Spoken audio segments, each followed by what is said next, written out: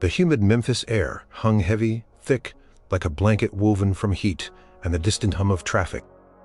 Kenji Yamaguchi, a young man from Osaka, clutched his well-worn map, a bead of sweat tracing a path down his temple.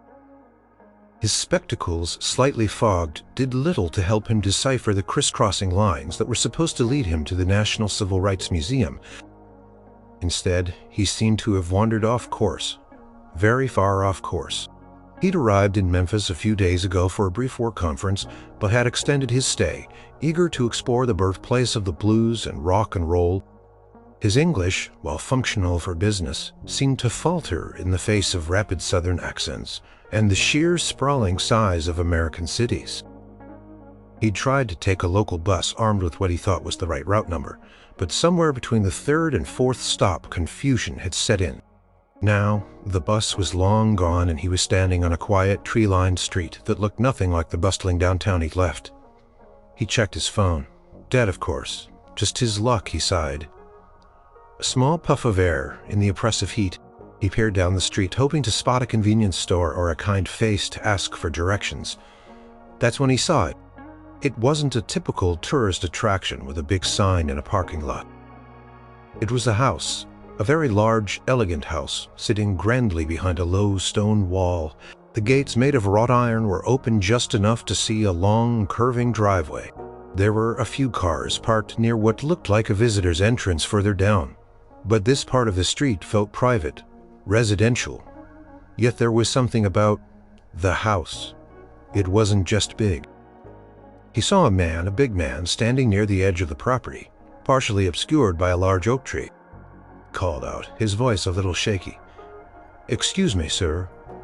The man turned slowly. His sunglasses made it impossible to see his eyes, but his head tilted slightly, indicating he'd heard. He was a broad man with a slight paunch, dressed casually but neatly. He looked familiar in a way Kenji couldn't quite place, like someone from an old movie or a faded photograph. "Can I help you, son?" The man's voice was deep, a smooth drawl that was surprisingly gentle. It wasn't a harsh, fast English Kenji had struggled with on the bus. Kenji bowed slightly. "A habit from home." "Yes, please. I am lost. I want to go to Civil Rights Museum, but I think I am not there." He gestured vaguely down the street, then back the way he came. "This is not downtown." The man chuckled, a low rumble. "No, son, this ain't downtown. You're a long way from downtown." He took a step closer and Kenji noticed the way he moved, with a certain quiet power. But he was also parched, tired, and a little desperate. He looked at the house again.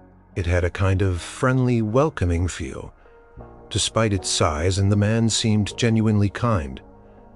"Oh," Kenji said, surprised. "Thank you, that is very kind." He followed the man, feeling a strange mix of apprehension and relief. He still didn't know where he was, or who this man was, but for the first time in an hour, he felt a flicker of hope. He just hoped he wasn't intruding too much on this generous stranger. As they walked up the long driveway, Kenji noticed a small, subtle plaque near the gates, almost hidden by an overgrown bush. He squinted at it, trying to make out the faded letters. He could only read a few words: Graceland home. His mind was too busy focusing on the cool water he hoped to drink, and the thought of finding his way back to his hotel before dark. The front door, an impressive, heavy wooden structure, opened easily as the man pushed it. Kenji stepped inside and his breath caught in his throat. This was no ordinary house. The air was cool, smelling faintly of old wood and something sweet like potpourri. The first thing he noticed was the sheer opulence. A grand staircase rose majestically in front of them, leading to an unseen upper floor. To his left, a large sunken living room stretched out, filled with plush, elegant furniture in deep, rich colors. A massive, ornate fireplace dominated one wall, and sunlight streamed in through tall windows, illuminating dust motes dancing in the air. It felt less like a home and more like a very grand, very personal museum. Kenji had never seen anything like it. Outside of movies, he was suddenly acutely aware of his travel-worn clothes. his rumpled shirt, and the dirt on his shoes. He felt a blush creep up his neck. "Please come on in, make yourself comfortable," the man said, his voice soft. He gestured towards a plush velvet sofa. "I'll fetch you some ice water. It's hotter than a skillet out there." Kenji nodded, mumbling thanks. He stood awkwardly for a moment, then carefully sat on the very edge of the sofa, as if afraid to disturb its perfect cushions. He looked around, trying to take everything in. There were gold records hanging on the walls. Not just one or two, but many, reflecting the light like polished shields. One in particular caught his eye, a massive circular disc with a shimmering center prominently displayed in an alcove. It wasn't just gold, it was a platinum record, and another shaped like a starburst. He'd never seen so many awards in one place. He noticed a large elaborate chandelier hanging from the ceiling, sparkling with countless crystals. Every surface seemed to gleam, from the polished wooden tables to the intricate patterns on the carpets. It was beautiful, but also a bit overwhelming. He was a simple man, more accustomed to the quiet efficiency of Japanese design. This was extravagant. The man returned a moment later, carrying a tall glass of ice water. Kenji took it gratefully, the cold liquid a welcome shock to his parched throat. He drank deeply, letting out a soft sigh of contentment. "Feeling better?" the man asked, settling into a large armchair opposite Kenji. He pushed his sunglasses up onto his forehead, revealing eyes that were startlingly clear, blue, intelligent, and remarkably kind, yet with a hint of something deeper. A sadness. Perhaps. "Yes, much better, thank you," Kenji said, setting the glass down carefully on a coaster the man had placed on a small table. "This is a very beautiful home, sir. Been home for a long time. My name's Elvis. What's yours, son?" Kenji's heart gave a little jolt. Elvis? That name, it rang a faint bell, a distant echo from old music. His parents sometimes played, but he couldn't quite connect it. He had to focus on the immediate. "My name is Kenji," he replied, giving another small bow from the waist, even while seated. "Kenji Yamaguchi. I am from Osaka, Japan."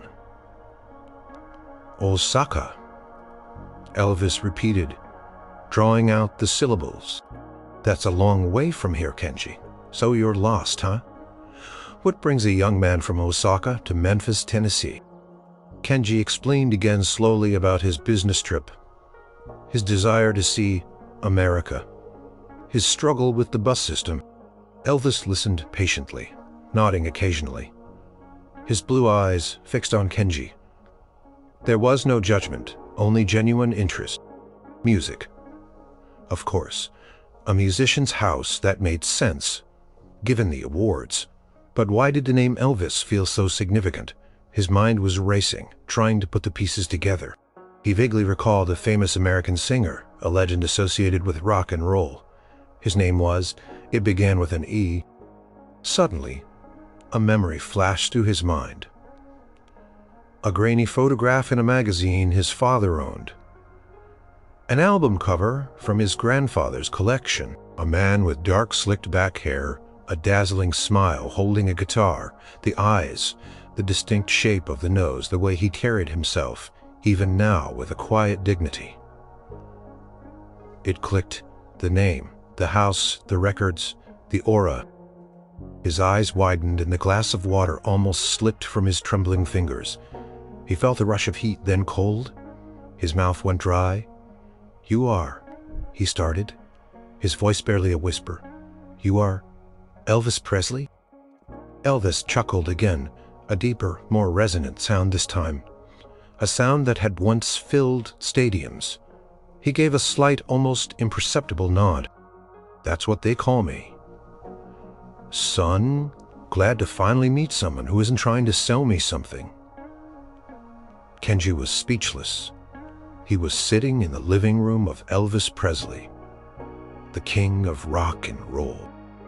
The man whose music had transcended continents and generations, reaching even the quiet corners of Osaka. He, Kenji Yamaguchi, had gotten lost and ended up face to face with a living icon. It was beyond anything he could have imagined. His polite composure completely dissolved, replaced by pure, unadulterated shock and awe. He could feel his face flush crimson. He bowed deeply, almost falling off the sofa, a profound gesture of respect. This was an honor beyond measure. Elvis watched him, a faint smile playing on his lips. Those incredible blue eyes twinkling with a mix of amusement and a touch of something akin to warmth. He seemed to understand the gravity of the moment for Kenji. "No need for all that," son Elvis said gently, a soft laugh in his voice. "Just glad you found your way here. Looks like fate had a little something to say about your travel plans today." Kenji slowly straightened up, still reeling. His mind raced, trying to process this surreal encounter. He, a simple tourist, had stumbled into the private world of one of the most famous men in history. The man who was supposed to be a myth, a legend from a bygone era, was sitting right in front of him, offering him water in his own home. It was unbelievable. I am so sorry," Kenji stammered, trying to regain his composure. "I did not know. I am very sorry for disturbing you, Mr. Presley." Elvis waved a dismissive hand. "Nonsense. No disturbance at all. You looked like you needed a hand, and besides," he leaned back in his chair, a thoughtful expression on his face. "It's not every day a young man from Japan just wanders up my driveway. It's interesting." Paused, looking around his living room, then back at Kenji. "You know, most folks who come to Graceland, they're on a tour. They walk through, they see the ropes, they listen to the recording, but they don't really see it. Not like this." He gestured around the room again, his eyes lingering on a framed photograph on a nearby table. A picture of a younger woman with kind eyes. "This house, it's more than just a place with a lot of gold records. It's full of memories, a whole life lived in these rooms." Kenji listened, mesmerized. Elvis Presley. The legend was talking about his home, his life. It was a privilege he could never have dreamed of. He could feel the genuine warmth in Elvis's voice, the quiet sincerity. This wasn't the flamboyant performer from the old videos. This was a man, older, perhaps a bit wiser, sharing his space and his story. I would be honored to hear about it, Mr. Presley," Kenji managed to say, his voice still a little breathless. "If you do not mind." Elvis's smile deepened. "Well, Kenji, since you're here and the sun's getting low, why don't I give you the real tour? The one no one else gets. Just you and me." He rose from his chair, a surprisingly agile movement for a man of his build.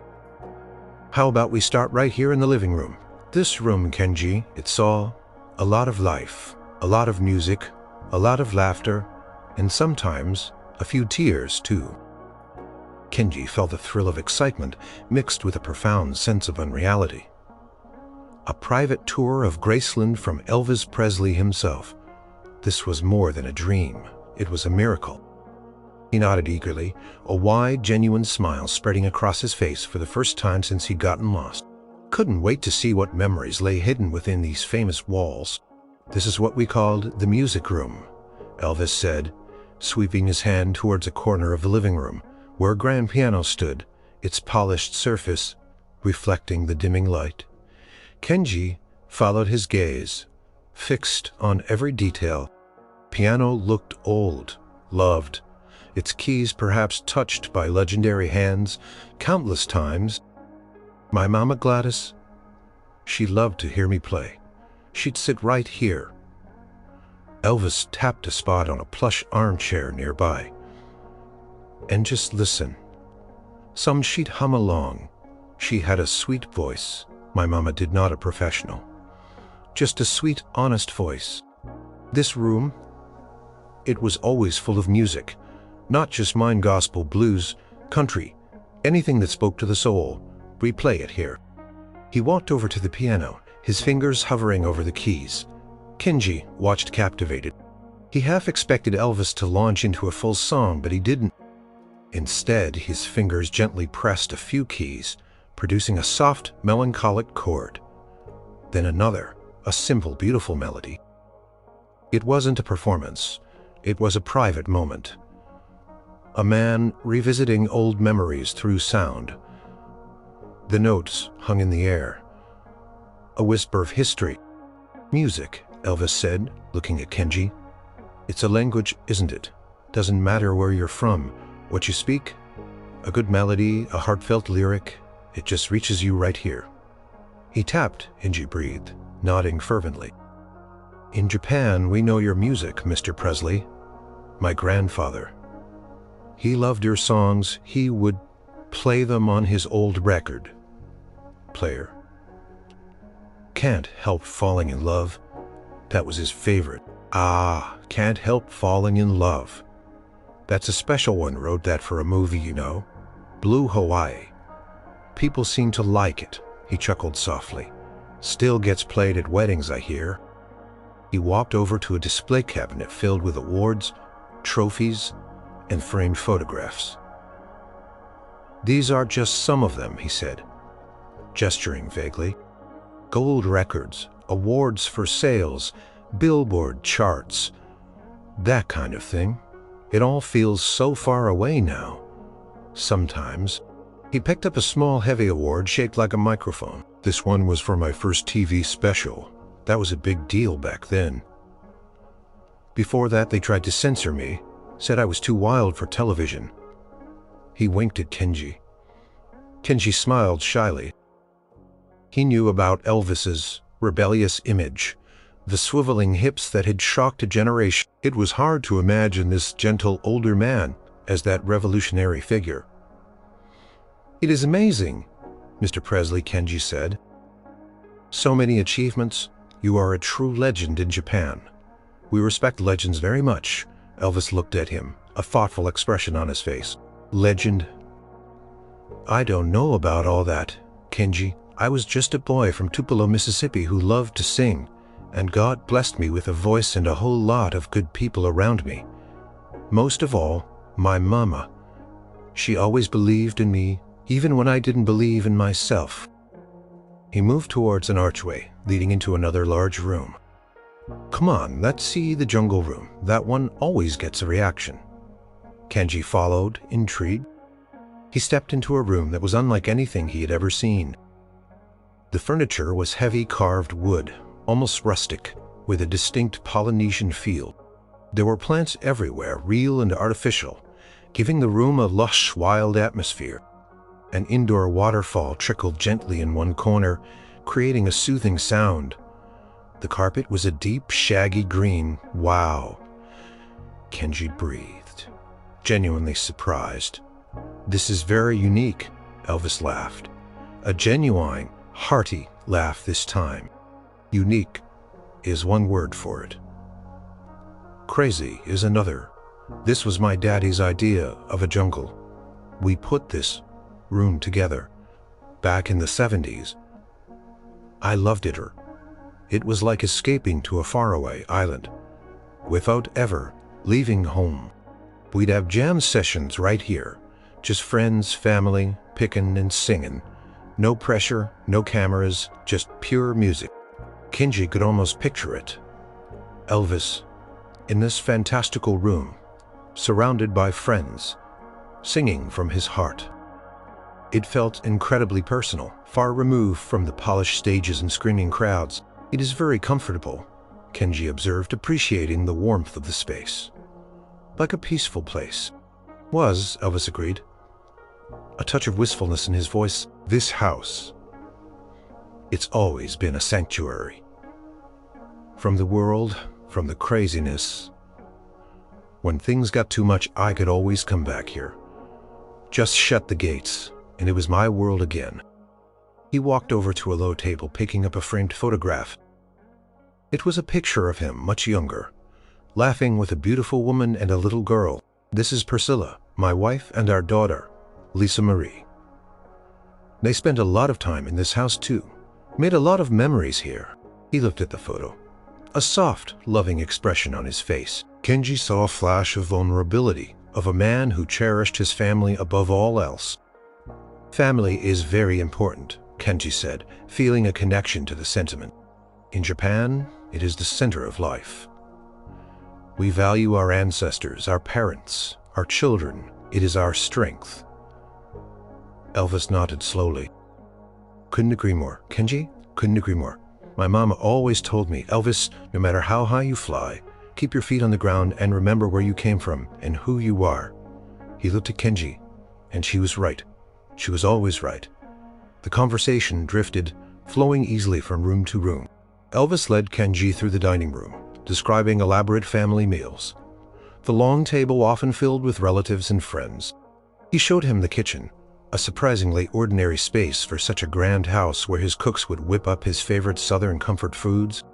Kenji, usually reserved, found himself asking questions, genuinely interested in the details of Elvis's daily life. Not the legend, did you cook, Mr. Presley?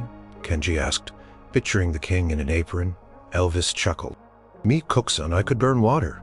No, my mama and my cooks, they handled all that. I was good at eating, though real good. Especially my mama's fried chicken and banana pudding, best in the world. They found themselves in a cozy den, lined with books and a large television. Elvis settled onto a comfortable armchair. This was where I'd unwind, watch movies, play records, just be myself. He picked up a remote control, but didn't turn on the TV. He seemed content just to sit talking with Kenji. The evening light outside softened, casting a warm golden glow through the windows. Kenji realized hours had passed. He felt a profound sense of privilege sitting there, listening to Elvis Presley, not as a fan or a reporter, but as a guest. A lost stranger welcomed into a private world. It was a heartwarming intimacy. He would never forget. You know, Kenji, when you get to be my age and you've seen what I've seen, you start to think about things differently. All the fame, the money, the screaming crowds, it's a whirlwind, and sometimes you lose yourself in it. You forget who you are, what really matters. He paused, his blue eyes looking out the window past the trees towards the horizon. This house, it was my anchor. My family was my anchor. But even then, it's a heavy weight. Being the king, people expect things. They want you to be a certain way, look a certain way, sing certain songs, and sometimes you just want to be Elvis, just a man. No crown, no spotlight, no expectations. Even in his own humble life, he felt the pressure of expectations from his family, his company, his society. Could only imagine that pressure amplified 1,000,000 times for someone like Elvis Presley.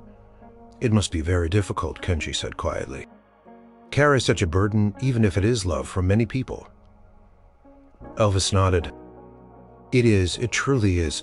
Sometimes I just wanted to disappear, just drive off somewhere where nobody knew my name and just be, but then I'd think about the folks who loved my music, who found some joy in it, and I'd remember why I did what I did.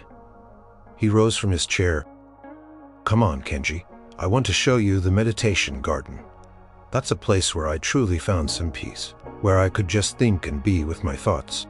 They walked out through a side door into the cool evening air.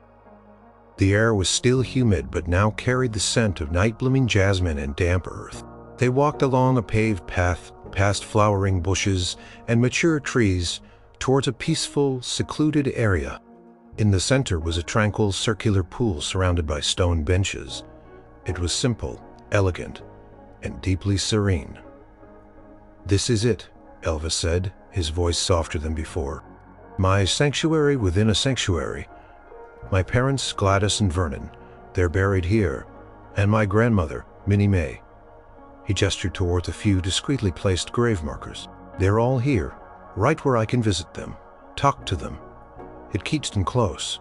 Kenji felt a lump form in his throat.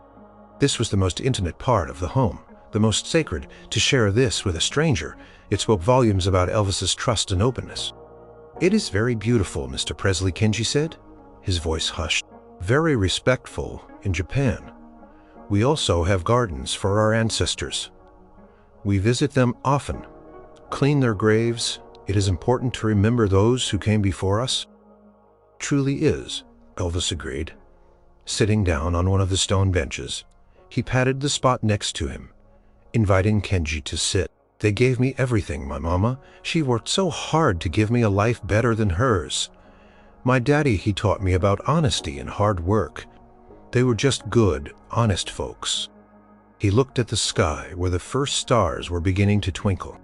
Sometimes I sit out here and I just talk to them, tell them about my day, about Lisa Marie, ask them for guidance. It helps. It really does. I understand, Kenji said softly. My grandfather. He passed away many years ago.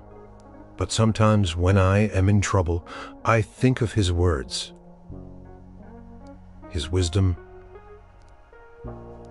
guiding me. Elvis turned to him, a gentle smile on his face. Exactly. Their spirit lives on in us, in the memories we share. That's what truly matters, isn't it? Not the gold records, not the fame, but the love we share. The connections, thoughtful. You know, Kenji, you came here lost, but maybe you found something too. Maybe you found a quiet place to just be yourself for a while. And I found someone to talk to, someone who listens, really listens. That's a rare thing these days. Kenji felt a warmth spread through him. He had found more than a quiet place. He had found an unexpected connection with a truly legendary figure. He felt a deep sense of gratitude, his heart overflowing. Thank you, Mr. Presley, Kenji said, his voice thick with emotion. This day it is a gift, a great gift. I will never forget your kindness. Elvis reached over and gently clapped Kenji on the shoulder. No need for thanks, son. We're just two fellas sitting under the stars talking about life. This is what it's all about. Simple moments, real moments. They sat in comfortable silence for a few more minutes, watching the stars appear, listening to the gentle sounds of the garden. The air grew cooler, and the faint glow from the main house cast long shadows. It was a perfect, peaceful end to an extraordinary day. Elvis eventually stood up. Well, Kenji, I imagine your hotel is wondering where you've got to. We should probably get you back before they send out a search party. He chuckled, wouldn't want to explain that to the Memphis police. Kenji laughed. They will be very worried. He still couldn't quite believe this was happening. They walked back towards the house, the atmosphere lighter, but still imbued with a deep sense of connection. As they stepped back inside, the lights seemed brighter, more welcoming. Before you go, Elvis said, pausing in the foyer, I want to show you something else. He led Kenji to a small, unassuming room off the main hall, almost like a study. It was filled with personal items, a desk, more photos, and in a glass case a few of his more cherished possessions. This was my den, my private space, Elvis explained. Where I'd write letters, think about things.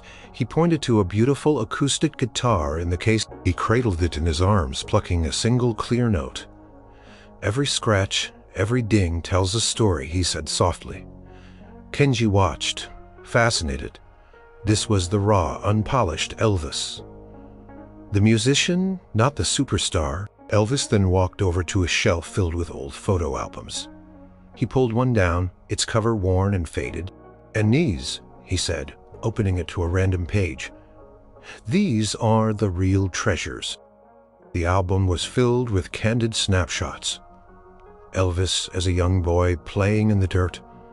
Pictures of his family laughing around a kitchen table. Photos with friends taken long before fame. They were just ordinary, everyday moments, but they were precious. This is my cousin, my aunt, my uncle. Elvis pointed to various faces. Just family before everything changed. These memories, Kenji, they're what truly matter. They keep you humble. They keep you sane. He flipped to another page, showing a photo of him much younger, with a goofy grin, playing baseball. Bet you didn't think the king could strike out, huh? He teased, his eyes twinkling. Kenji laughed. I think you are a very good baseball player, Mr. Presley. Elvis chuckled. I had my moments, but mostly I was just a kid trying to have fun like any other kid. He closed the album and placed it back on the shelf. Kenji, feeling more comfortable now, spoke about his own family. My father, he is a carpenter. He works very hard. My mother, she makes the best tempura. And my sister, she is studying to be a teacher. He pulled out his wallet, carefully extracting a small folded photo. It was a slightly blurry picture of his family standing together outside their home in Osaka. This is them. Elvis took the photo gently, studying it. They look like good, honest people, Kenji. You're lucky to have such a family. He handed it back, a genuine warmth in his gaze. And they're lucky to have you traveling all this way, making a life for yourself. The connection between them deepened. It wasn't about fame or being a fan anymore. It was about two men from different worlds, sharing the universal experience of family memories and the simple joys of life. You know, Elvis said, leaning against the desk, it's been a long time since I just sat and talked like this with someone who didn't want anything from me, just company. I appreciate it, Kenji. I really do. Kenji felt his eyes prickle. Me too, Mr. Presley. It is unforgettable. The greatest honor of my life. Elvis smiled, a soft, heartfelt smile that reached his eyes. Well, let's make sure you get back safe and sound. I'll have one of my guys drive you wherever you need to go. No more getting lost in Memphis for you tonight. The evening was drawing to a close, and a sense of gentle melancholy settled over Kenji. He didn't want the magical day to end, but he knew it had to. Oh no, Mr. Presley, Kenji said, a small frown on his face. You have already been too kind. I can call a taxi. I do not want to trouble you more. Elvis waved a dismissive hand. Nonsense, it's no trouble at all. It's dark out now and you've had a long day. Besides, a taxi might take a while to find this place. My driver, John, he knows every street in Memphis. He'll have you there in a jiffy.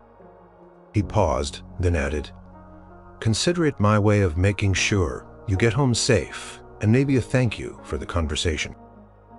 He walked over to a small, ornate wooden box on a nearby table. He opened it, revealing a collection of small, personal items. Old guitar picks, a worn good luck charm, a few small polished stones. Picked up a small, silver-plated keychain, simple and elegant, with a tiny stylized musical note engraved on it. Here, Elvis said, offering it to Kenji. A little something to remember your visit. It's not much, but it's from Graceland, from me. Kenji took the keychain, his fingers tracing the musical note. It was simple, yet incredibly meaningful, a tangible piece of this unbelievable day. Mr. Presley, he stammered, his voice thick with emotion. I cannot accept. This is too much. Nonsense, Elvis said again, his voice firm but kind. It's just a little token, a reminder that sometimes getting lost can lead you to exactly where you're supposed to be. He gave Kenji a warm, genuine smile. Hold on to it. Maybe it'll bring you good luck on your travels. Tears welled up in Kenji's eyes. This simple gift, given with such warmth and sincerity, meant more than any expensive souvenir. It was a symbol of a connection, an unexpected friendship that had blossomed in the most improbable of circumstances. Thank you, Mr. Presley, Kenji managed to say, bowing deeply, this time without embarrassment or hesitation. Thank you very much. I will cherish it always. Elvis put a hand on Kenji's shoulder. Good, now, come on. Let's get you on your way. He led Kenji back, through the grand foyer to the front door. Tall, quiet man in a dark suit was already waiting by a sleek black car outside. John, presumably. John, this is Kenji, Elvis said. He needs a ride to the Peabody Hotel downtown. Make sure he gets there safe, won't you? Yes, sir, Mr. Presley, John said, nodding respectfully to both of them. As Kenji prepared to step out, he turned back to Elvis. He wanted to say something profound, something to convey the depth of his gratitude. But words seemed inadequate. Mr. Presley, Kenji began, his voice choked with emotion. You are You are truly the king, not just of rock and roll, but of kindness. Thank you for everything." Elvis smiled, a quiet, almost wistful expression on his face. "Just Elvis, Kenji. Just Elvis. It was a pleasure to meet you. You take care now. You hear?" Now freely flowing down his cheeks.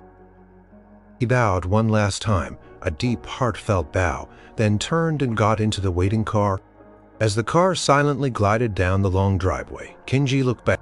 Elvis Presley stood in the open doorway of Graceland, a solitary, iconic figure, watching him go. He lifted a hand in a slow, almost regal wave. Kenji waved back, until the grand house and the king faded from view. The ride back to the Peabody Hotel was a blur. Kenji sat in the luxurious back seat of the car, the silver keychain clutched tightly in his hand. The musical note felt cool and smooth against his palm. He looked at it, then at his reflection in the car window. Could it possibly be real? Had he truly spent hours with Elvis Presley, the legend, in his own home? It felt like a dream. John, the driver, was silent, focused on the road, occasionally glancing at Kenji in the rearview mirror with a knowing, gentle expression. He probably saw a lot of strange things working for Elvis. When they finally arrived at the elegant Peabody Hotel, Kenji thanked John profusely, bowing again. "Thank you very much, Mr. John. You were very kind." "My pleasure, son," John replied with a quiet smile. "Mr. Presley's orders. He cares about his guests." Kenji stepped out onto the bustling downtown street. The bright lights and noise, a stark contrast to the quiet, serene world of Graceland.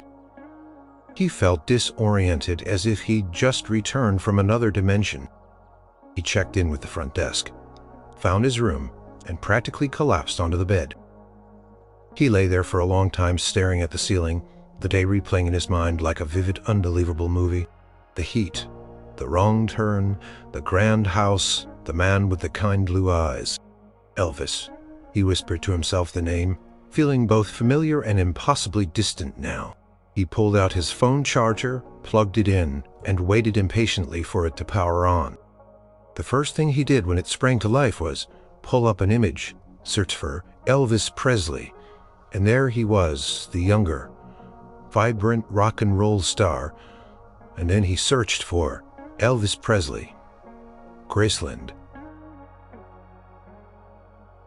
More images, videos, it was all real.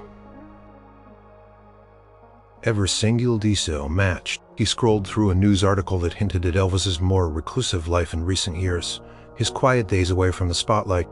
That explained why he hadn't recognized him instantly and why the house felt so personal, not like a constantly open museum. He then looked at the keychain again, holding it up to the light. The tiny musical note gleamed. It wasn't just a souvenir. It was a testament, a physical proof of an extraordinary encounter. He pulled up his messaging app and typed a message to his family in Osaka. "Hello, Mother, Father, Hana," he wrote, his fingers trembling slightly. "Today, something very strange and wonderful happened. I got lost, very lost, and I ended up at a house called Graceland, and Elvis Presley himself gave me a tour." Paused, knowing how utterly unbelievable that would sound. He decided to send it anyway. He then sent a separate message to his closest friend, Akira, who was a huge fan of classic American music. "Kira, you will not believe this. I met him, the king, Elvis." He knew they would probably think he was joking or had imagined it from heatstroke, but he didn't care. He knew the truth. He spent the rest of the evening in a happy daze, replaying every word, every gesture. The way Elvis spoke about his mother, the way he laughed in the jungle room, the quiet intimacy of the meditation garden. He wasn't just a global superstar. He was a kind, thoughtful man who cherished his family and found peace in simple moments. Kenji realized that getting lost had been the greatest stroke of luck in his life. It had led him not just to a famous house, but to a profound human connection. He had come to America seeking cultural experiences, and he had found something far deeper, a moment of unexpected friendship with a legend, a memory he would cherish for the rest of his life. He felt truly blessed, his heart full of warmth. He knew without a doubt that he would tell this story for years to come, a testament to the magic that can happen when you least expect it.